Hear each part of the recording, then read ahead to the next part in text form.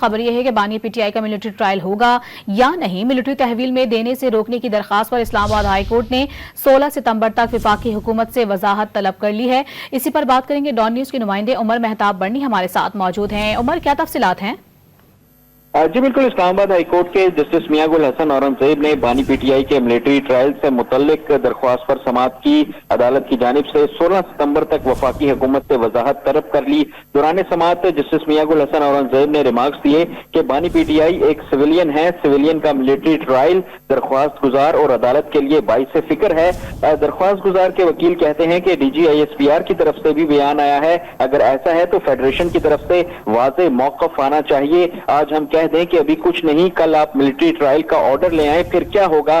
Justice میاں گل حسن اورنگزیب نے مزید ریمارکس دیے کہ وفاقی حکومت سے ہدایات لے کر پیر کو عدالت کو واضح آگاہ کریں۔ ایڈیشنل اٹارنی جنرل نے موقف اپنایا کہ میری استدعا ہے کہ پہلے درخواست پر عائد اعتراضات کا فیصلہ کر لیا جائے، جس پر عدالت کی جانب سے ریمارکس دیے گئے کہ میں درخواست پر رجسٹرار آفس کے اعتراضات دور کر رہا ہوں۔